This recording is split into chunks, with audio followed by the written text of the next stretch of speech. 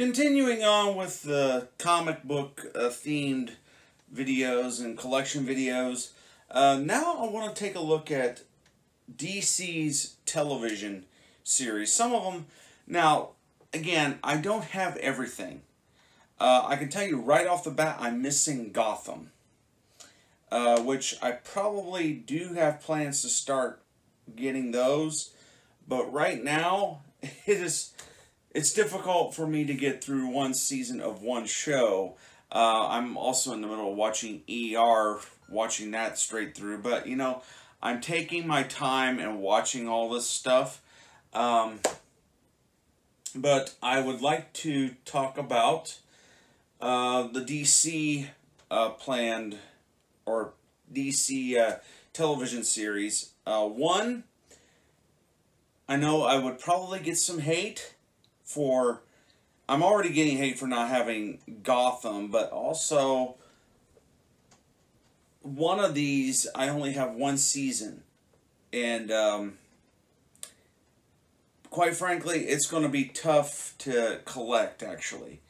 A little bit tougher to collect because of the fact that it has far more seasons to that, and I'll show it to you in a minute. First of all, I would like to say this. If there's one thing I think the DCU is doing better than Marvel, is with their television series. Marvel is really struggling in the television department.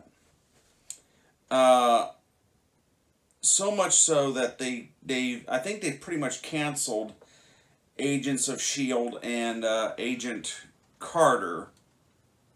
I know Agent Carter was canceled like right after the first season. And this is where I would have to agree with some of the critics in saying that the big mistake that Marvel has made with their TV shows is tying them with the movies, while DC keeps their movie universe separate from their television universe. They may have the same characters, but it's different people playing them, different creative teams. But let's dive right into it. First up, we have Arrow, the complete series, what's available on home video, probably soon to air, the 7th season as we speak. Yeah, there's 6 seasons available. These, of course, air on the CW network. Gotham, on the other hand, I know is on Fox. But yeah, Arrow is on the CW network, and which would kind of make sense because that would make you more competitive with Marvel.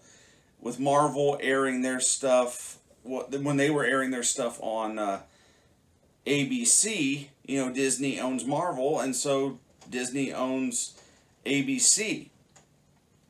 But also some other things, you know, I think these shows have a better storyline, and plus it's not major it is major characters, but it's not like you have Superman or anything like that. These are lesser known characters. So yeah, there's Arrow. And then we have The Flash. There's 4 seasons of that available. And there's another series, I can't think of the name of it. It's kind of like it's a group of people, and then there's another series. They're just turning into an all DC network. So yeah, we got the 4 seasons of The Flash.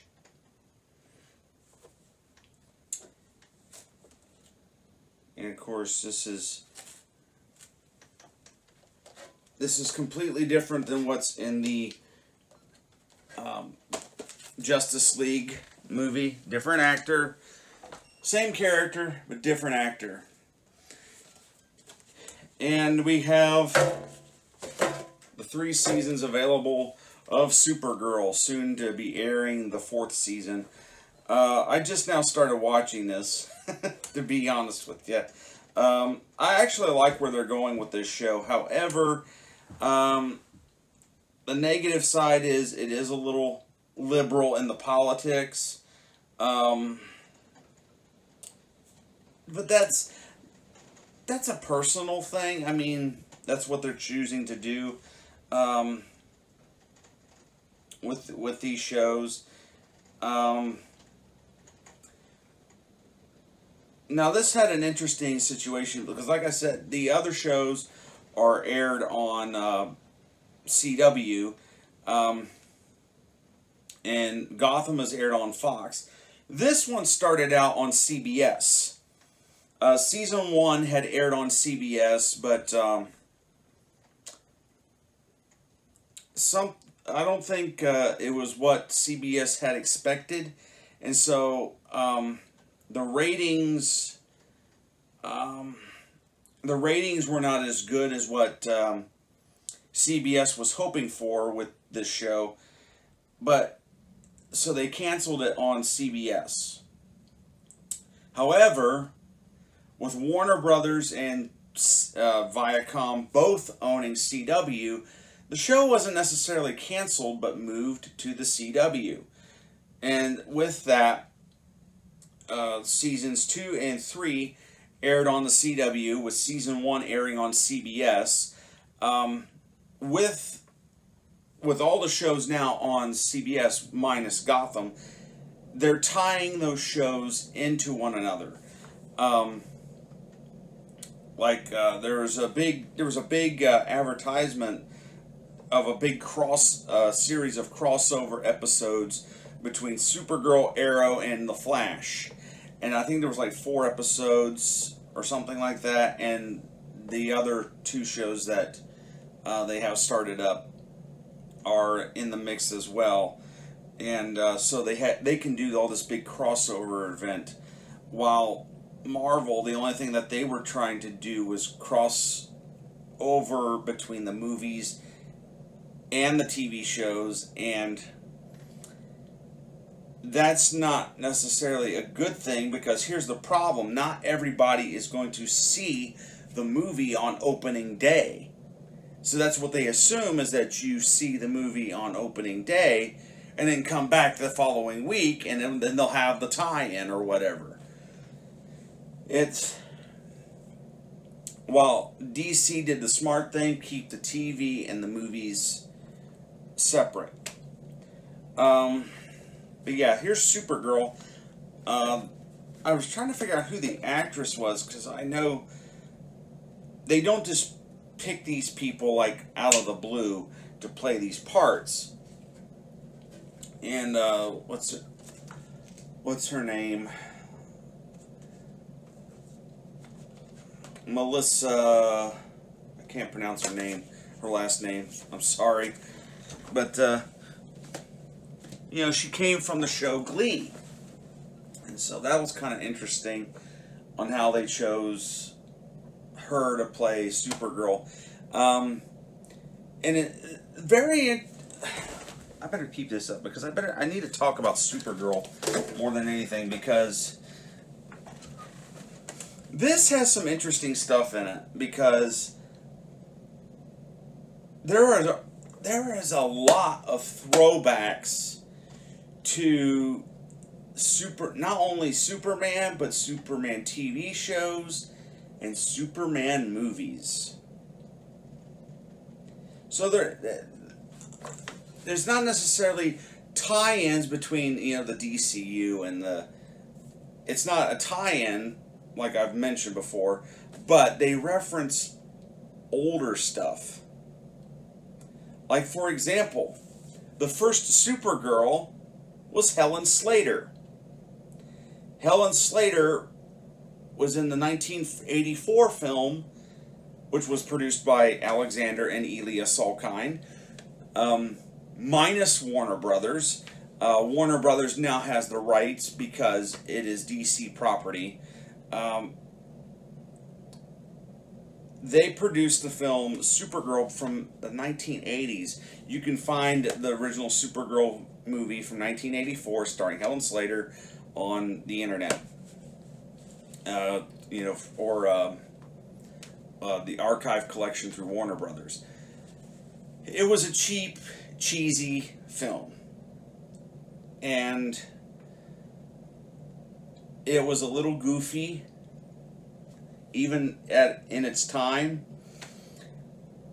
But Helen Slater makes an appearance in the show, playing another character. Terry Hatcher, Dean Cain from Lois and Clark, they appear in this show as different characters. Matter of fact, plays Supergirl's stepdad. Dean Cain does, and Terry Hatcher plays another character. So you have a Superman and a Lois Lane appearing in the show. It's a very entertaining show. I don't necessarily agree with all the politics that appear into the show, like a little bit of liberalism, but that's okay. I mean, I don't hate liberal people. I'm not against them. I disagree with what they stand for. Okay. Yeah, but there's Supergirl.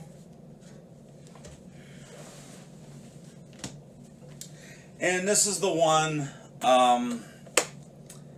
people may give me some flack on because it was considered to be one of the better Superman TV shows. Smallville. This is the only thing I have. Season 1. And it's going to be a little bit more difficult to collect Smallville because a big problem with this show was that the show came out in the DVD age, and so certain number of seasons are available on DVD only, and then towards the later years they put it on Blu-ray, and so that kind of drives me crazy when they do that. I would prefer it all on Blu-ray because this show was shot on film. Shot on film and or high definition video, so it could be, I don't know what Warner Brothers has planned on it, but this was an interesting show, definitely in its time, because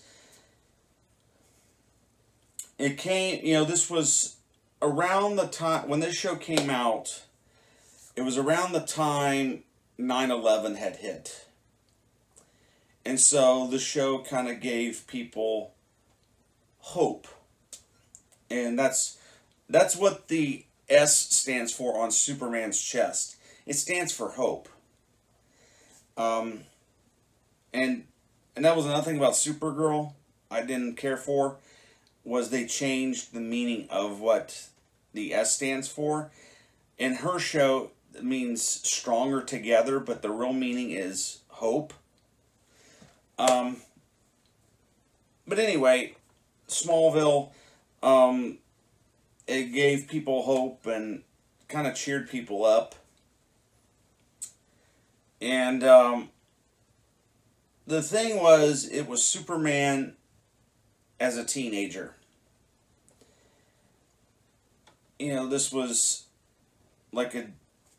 Superman like maybe a junior or a senior, like 17, 18 years old in high school, figuring out who he is, and he's still going through his growth pains. But the key thing was, they said in the show, is he's not to fly or do anything crazy. He does express some superhuman, maybe some superhuman strength, and running really fast, but he does not wear the cape or the tights in the series. It's very normal, average person who displays extraordinary abilities, really. And of course, this has you have Tom Welling as playing Superman or Clark Kent, and you have Annette O'Toole, John Schneider playing his parents. Which is interesting. Annette O'Toole was Lana Lang in Superman 3. And she was asked to reprise her role. Not to reprise her role, but to reprise in the Superman lore by playing Martha Kent. And it's just it was just a well thought out show. Really appealing to the teenage audience. You know, it is a good show. Yeah. So that's what I have of the DC TV series, and I'm working on them. I know there's a ton out there. I'm working on putting those together. I haven't even bothered touching Marvel's stuff because it's, first of all, what they did on ABC is one thing. Now they're doing stuff on Netflix, and I hear hit or miss things about the Netflix shows. But yeah, there you go. I think I'm just going to go ahead and wrap up the comic book movies, because there's some other things I want to get on here and talk about. I know I wanted to talk about some of the indie comics. That would be stuff like, all it was going to be was the Teenage Mutant Ninja Turtles and Transformers. That was it. And I think, well, even Jim Carrey's The Mask, it was based on a comic book or graphic novel. Then you have 300 and stuff like that. But I think I'm just going to skip that because there's some other things I want to talk about. So, from me to you, see you later.